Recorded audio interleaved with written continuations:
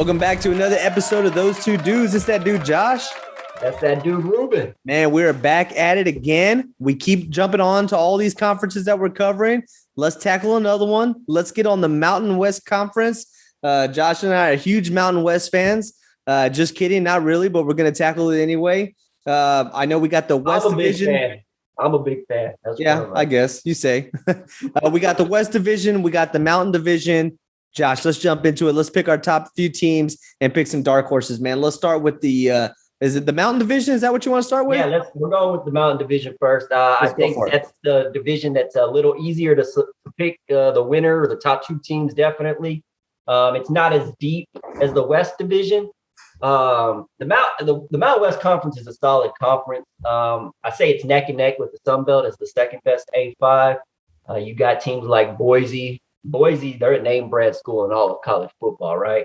And they're one of the teams I'm going with. They're one of my two teams in the Mountain Division that I'm rolling with. They're always going to be one of the better Mountain West teams because they have more resources than most Mountain West teams. They're not quite a blue blood. I wouldn't say they're a blue blood. I mean, obviously, they're not Ohio State, Bama, or anything like that. But you say Boise State, you know who the heck the Boise State is. Like, you mention them, and even a casual college football fan is going to know who Boise State is. So they're able to recruit with the top of the non-A5 teams, probably even with the middle of the road A5 teams they can compete with in some recruiting. They're not as good right now as they once were under Peterson as their coach. They got a new coach this year. Yeah, I saw that. Andy Avalos. Mm-hmm. So maybe I guess maybe there's hope that he could get them back to where Peterson had the program at one time. They're still a fringe top 25 program, but they're not competing like as a top 10, top 12, top 15 or so team. To me, it helps, even though they got a new coach. It helps that they have a quarterback with some experience coming back, and Hank Bachmeier. Mm-hmm. It also helps that they're in the weaker division of the Mountain West, in the Mountain Division. So both of those things help. They do have 8 of 11 starters coming back on offense from a team that was 5-2 last year. The Mountain West is one of those teams that started really late. They didn't play a full schedule. Some teams played more than others. Boise played 7 games. They went 5-0 in the regular season in the Mountain West Conference, and then went 5-2 overall, losing. They lost to San Jose State in the Mountain West Conference championship game, and they lost in their bowl game. They lost to BYU in the regular season in a non-conference game. So they're still, they're solid, 5-0 in the regular season in the Mountain West, 8 of 11 starters back, including, like I said, Hank Bachmeier, 4 offensive linemen, which is always nice. They struggle with consistency some on offense, and Hank Bachmeier, he needs to be a little bit more consistent as well.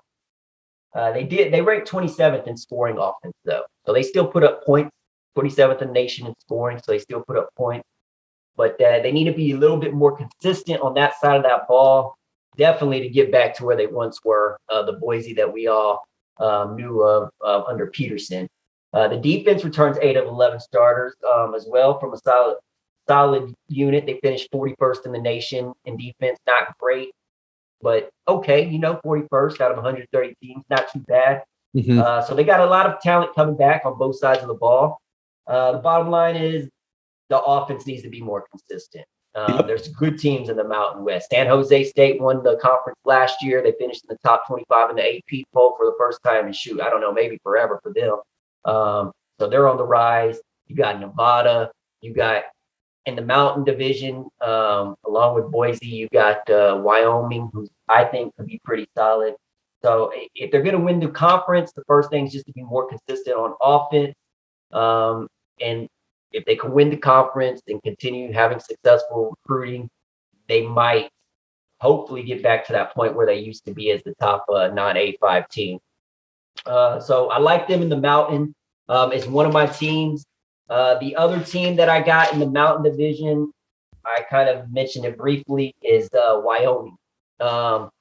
Wyoming, not so great on offense.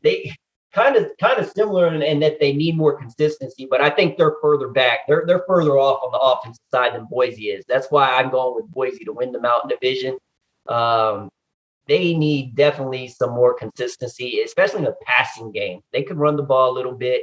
They got nine starters coming back on offense of 11, and they got quarterback Sean Chambers coming back. He was injured on the first possession of their 2020 season. Yep. The season, and he's coming back, which could be a huge boost for the offense, which is definitely needed because last year they did not have the quarterback play that was necessary to win the Mountain West. Let's see. They ranked 82 out of 130 teams last year in total offense. So hopefully Chambers could bring back some consistency to that side of the ball. If so, they might have a chance because their defense returns 10 of 11 starters, including middle linebacker Chad Muma. I don't know if I'm saying that name right, but he was third in the nation in tackles per game last year, third in the nation. And they had one of the best defenses in the nation, ranking 16th in total D. They only played 6 games last year, but still, 16th in total defense per game in a 6-game schedule. They only went 2-4, but like we said, they didn't have their quarterback, so the offense slacked, and they had some tight losses. Let me pull this up here.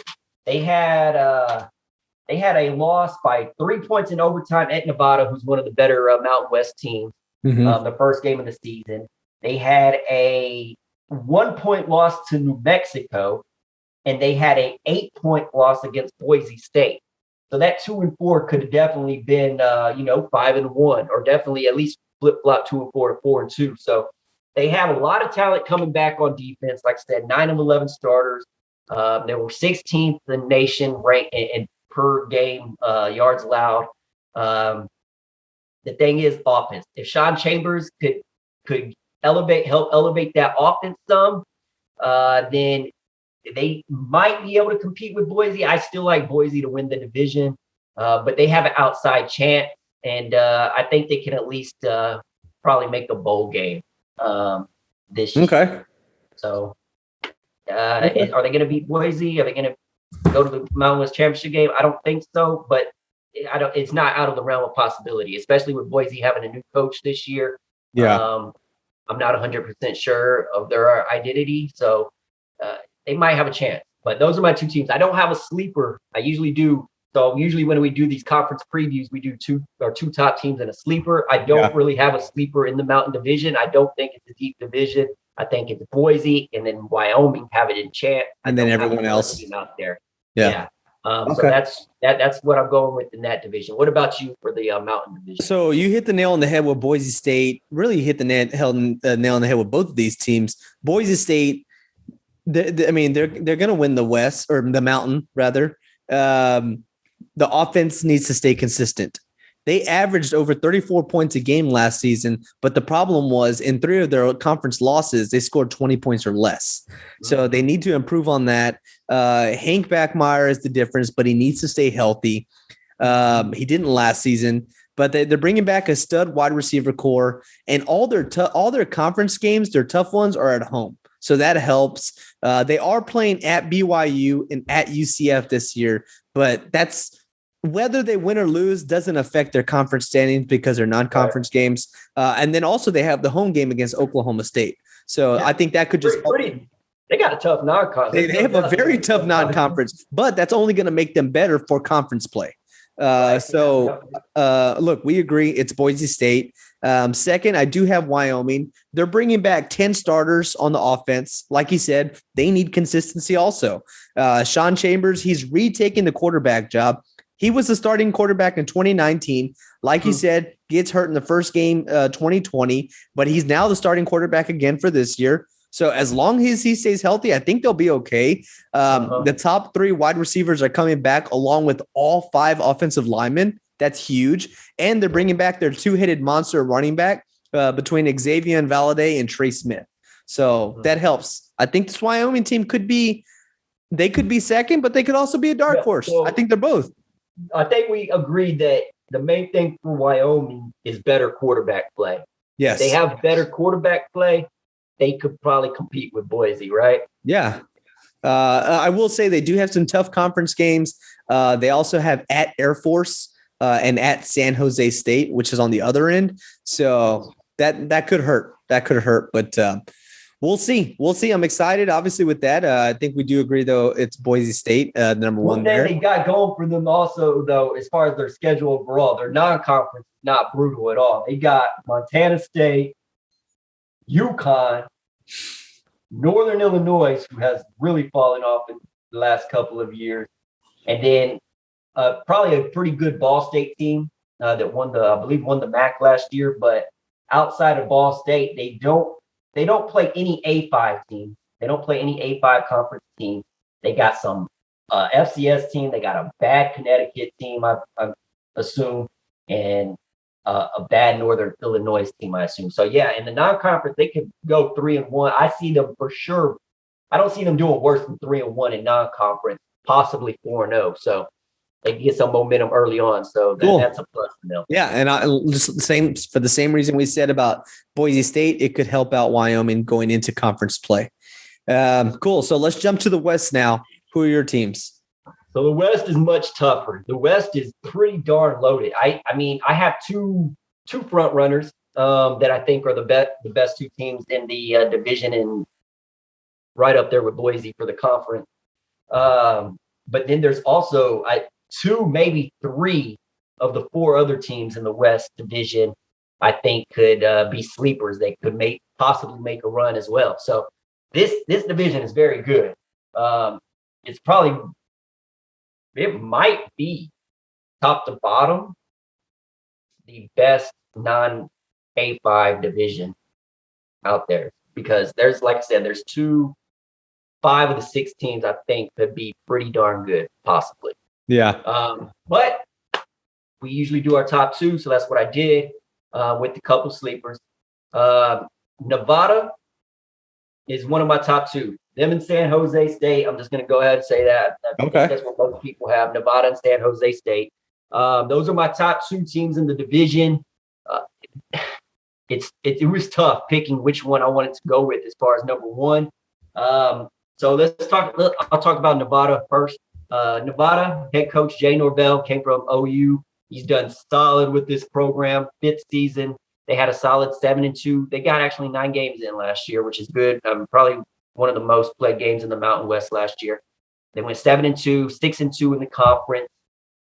They got 10 of 11 starters returning from a unit that ranked 30th in the nation in total offensive game last year. So solid. They returned QB Carson Strong, who's one of the top QB prospects for the NFL in all of college football. He's really good. They also got a 1,000-yard receiver coming back. So they got a 1,000-yard receiver. They got their star quarterback coming back. 10 starters on offense. They're loaded on that side. They're ranked 30th. Defense returns 9 of 11 starters. So they're also returning a lot. And that unit wasn't bad either. They were 33rd in points allowed per game last year in the nation and 42nd overall. Not bad. Not great, but, still solid, especially when you have an offense as good as their offense. If you have even a decent defense, you're going to be able to compete in most games. So they're pretty solid on both sides of the ball. Bottom line, they were good last year. They were 7-2 last year. They got almost everybody coming back. So they're going to have a chance, I think. I think they're well coached under Jay Norvell. And you have a superstar quarterback, which is the most important place to have a superstar at. So I think they're going to have a great chance at not only competing to win the Mountain West Conference, but also possibly being a top 25 team. I think they're that good. They got Cal and Kansas State in the non-conference. I think they could compete with both of those teams. I wouldn't be surprised if they won at least one of those games. So they do got 2 A5 conference teams early on that could help them get prepared for their conference slate. So San Jose won the Mountain West last year. I think I'm leaning with Nevada to win the West Division over San Jose. I'll talk about San Jose now a little bit. And the reason, I'll go ahead and say it, the reason why I got Nevada going, San Jose also returns nearly everyone. but they lose their 2 top receivers. Those are the only stars they have. Those are the only starters they lost are the receivers, but they were their 2 top receivers. Do they have replacements for those 2 guys? If they do, they could win the division again, and be a top 25 team again, possibly. But I gotta see it. Right now, I feel more confident in Nevada, knowing that they have Carson Strong and they have a 1,000-yard receiver coming back. So I feel a little bit more confident there. But San Jose is really good too. They ended last year ranked in the top 25. They went 7-1, 6-0 in the regular season, beat Boise and in conference, beat Boise in the conference championship game. Their only loss was in a bowl game to the MAC conference champion, Ball State. They're returning 9 of 11 starters from a unit that ranked 36th nationally. Solid offense last year, including all 5 offensive linemen and 6th-year senior Nick Starkel, former Arkansas and Texas A&M quarterback, who had a breakthrough season last year with the San Jose State. He said that he's coming back, for his super senior season, and he did well. I mean, last year he threw for nearly 2,200 yards and 17 touchdowns in just 8 games. So you put 12 games, 13 games on there, you could see him throwing for 3,500 yards, possibly 25 plus touchdowns. Again, I think the question on their offense is, do they have replacements for those 2 receivers that left? So if they do, it could be another great magical run for a San Jose State team that isn't traditionally a very good program. But Brent, you got to mention Brent Brennan, their coach. He's done awesome. I think he's already getting looked at by some A5 teams as far as taking over for one of those programs. But right now he's still at San Jose State, and I think they can build on their success from last year. The defense returns all 11 starters. Literally everyone's coming back on their defense. That unit ranked 26th nationally. So they were 36 on offense, 26 in defense, 26th in the nation. And you got all 11 starters coming back. I mean, what's not to be excited about this team? They also got defensive end Cade Hall coming back. He was 2nd in the nation in sacks per game last year. So they got big time players coming back. They got all 11 starters coming back. Probably a top 25 defense. Bottom line for them, they were good on both sides of the ball last year. They're the Mountain West Conference champions. They got almost everyone coming back. Do they have replacements for those receivers? If so, they could be the Mountain West Conference champs again and possibly a top 25 team. They got a big non-conference game, 2nd game of the year. They get to play week 0 against the FCS team. So that could hopefully be a tune-up game for them just to get, kinks worked out. And then week 1, they got at USC. Huge non-conference game for a very good non-A5 conference team. That's one of the games I'm looking forward to the most this season early on is San Jose at USC. I'm excited about that. They have a chance to have a really great season. Again, all about those receivers. I lean, because of the unknown of the receivers is the only reason basically that I lean with Nevada to win the division. But both of those teams are pretty stacked, I think. As far as sleepers go, as I mentioned, this division is possibly the best non-A5 division. I didn't pick a sleeper from the Mountain Division. I went ahead and picked 2 sleepers from this division because I think that this division is that good. My first sleeper in this division is San Diego State, the Aztecs. Brady Hoke is their coach, the former Michigan guy. They went 4-4 last year in 8 games. They only returned 5 of 11 starters on offense, but that might not be bad because their offense was 97th in the nation last year. They weren't good. They need a fresh start on that side of the ball. However, the reason I'm calling them a sleeper is the other side of the ball on defense. They returned 9 of 11 starters from a unit that ranked 3rd. Yes, 3rd in the nation last year in total defense. They run a 3-3-5 scheme. They return all their starters on the defensive line. They return all their starters on their linebackers. They do have a defensive end, Cameron Thomas, and linebacker Caden McDonald that were all Mountain West teams, or all Mountain West first team, I believe, and they're coming back. They have a few spots in the secondary they got to replace, but again, 3rd in the nation, 9 of 11 starters back. So if they could do something on the offensive side, even be decent on the offensive side of the ball, they can make some noise because Yeah. because of that defense. So that's the question for them though is on offense. If they can make some strides there, who knows? They could have a pretty good season. My other sleeper, Fresno State, the Bulldogs. They went 3-3 last year. So like San Diego State, 500 team last year. Their offense returns. They're kind of flip flop. Their offense is really good. Their defense needs some help. So on offense, they returned nine of 11 starters, including quarterback Jake Hayner. I hope I'm saying that name right. He led the Mountain West in passing yards per game average with 337 passing yards per game. They ranked 17th in the nation in total offense, 17th. So they have a quarterback. They have a lot of pieces coming back. So their offense should be one of the better offenses in the Mountain West Conference. The defense, however, they return a lot of starters on defense, 9 of 11, but they only ranked 85th nationally. Not as quite as bad as I would say as the other side of the ball for San Diego State. I think I might lean Fresno State over San Diego State as a sleeper. I put both of them there because they had both one side of the ball that was really good each. But if I had to pick one over the other, I'd probably lean Fresno State as being closer to Nevada and San Jose State because I think their defense is closer to being good than San Diego State's offense is to being good. So they were 85th nationally. They do got 9 of 11 starters, and they did rank 3rd in the nation in sacks per game last year. So they caused havoc in the backfield. I guess just being more consistent.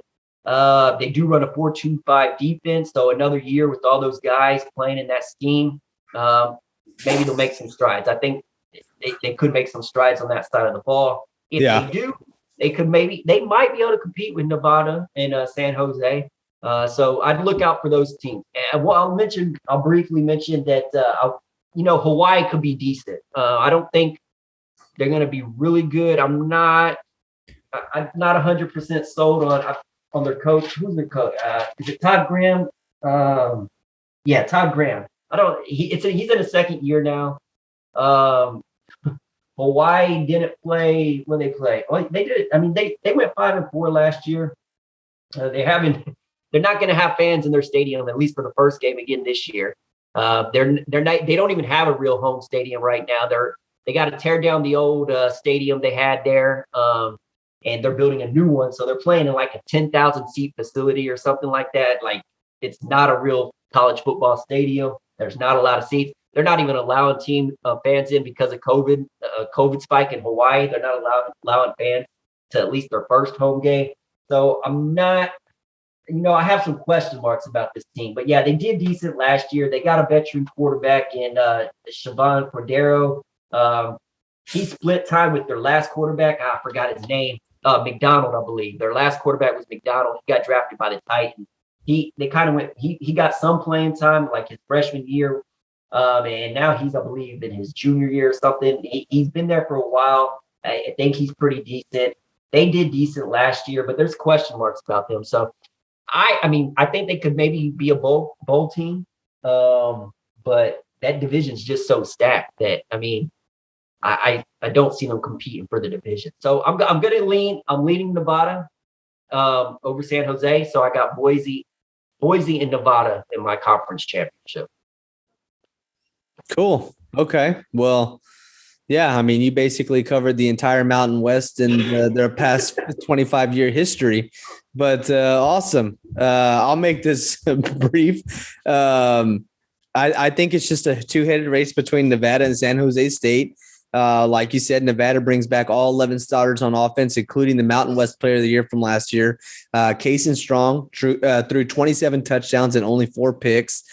They do have a bit of a softer schedule. They're playing San Jose State at home, which is why I have Nevada winning this division. But they are playing at Boise State, and also on the non-conference side, they're playing at Kansas State. So those are 2 very tough games there. But I think the difference in this specific division is they are playing San Jose State at home, which is why I have Nevada. And because of that, I have San Jose State second. They got 9 starters back on the offense. Like you said, they're losing their top 2 receivers, but Nick Starkel is coming back. He threw for 17 touchdowns last year while throwing 64%, which is pretty good. The running game does need to step up. The difference, again, is the schedule, right? They're playing at Nevada, and they're also playing at USC, which you mentioned too. Sleepers, I really don't have any sleepers. I got San Diego State as a sleeper. I think their biggest problem is finding a quarterback. They got a current battle right now, which includes the transfer quarterback from Mississippi State, Jalen Maiden. Passing game really didn't click much last year. They ran the ball a ton under the new coaching staff, which you mentioned. Most of their tough games, their tough conference games this year are at home. They got Utah, Boise State, Nevada, but they also have at San Jose State and at Air Force. So I got them as a sleeper, but really it's going to come down to San Jose State and Nevada. The conference championship game, I have Nevada versus Boise State. Who do you have winning it? So we went the same way there, huh? What made you go Nevada over San Jose? It's simply just because of their matchup. Their matchup is at Nevada this year. Okay, that makes sense. That's fair. Man, so yeah, this is I'm going with Nevada. Jay Norvell's been there for a while. They've been building that thing up there. They got a legitimate superstar quarterback, Carson Strong. So maybe a little bit more unity within their bunch than Boise State might have right now, with them having a new coach. So yeah, I'm rolling with Nevada, and I could definitely see them finishing as a top 25 team this year. So I'm going with the Wolfpack. Hey, I got Nevada also. I really do. I have them winning the Mountain West. And the difference here is Cason Strong. He's making a case to be one of the first quarterbacks picked on the board next year. He's the real deal with Nevada, and he's going to show out this season. I got Nevada winning the conference. Pretty simple stuff. There we go. Awesome. Yeah, that'd be so. Yeah, getting some new blood in there. For years, it was just primarily just Boise State. Boise State still, like we said, they're still one of the upper echelon teams in the Mountain West Conference, but you get some new blood in there. Last year, San Jose State won it. This year, we both got Nevada winning it. So pretty good stuff for the Mountain West there. Any non-conference games that you're looking forward to in the Mountain West? I know you mentioned Hawaii and UCLA. Honestly, I'm just excited because college football is back. The fact that we're even talking about Hawaii and UCLA being an intriguing game is just because college football is back. If this is week 6 in the middle of the year, maybe I'm not so excited about UCLA and Hawaii. But because this is week 0, that's intriguing. So, I think for that very reason, just seeing it back, I don't know. That's this Saturday, week 0. Week 0 is this Saturday. And also, if you didn't listen to the last episode, you got to listen to on our Pac-12 review. Me and the great Rebecca from Gridiron Sports, we talked about hot seats, and Chip Kelly is on our hot seat for UCLA. There you go. So there's something else that can make that game a little bit more intriguing there. So yeah, exciting stuff. Yeah, but like you said, for the most part, I mean, I'm excited for the Mountain West. I do think it's a very good conference, but more so excited that college football is back. Hopefully we got a pretty live crowd in that Hawaii UCLA game, because we didn't have fans there, especially in the Pac-12 last year. So hopefully we see a lot of people in the stands there at the UCLA. So I'm excited for that Hawaii game. I'm excited for the Mountain West Conference in general. Week 1, the next week, probably my most exciting game for the Mountain West, San Jose State at USC. I think that might be closer than the experts might think. So, yes, good stuff.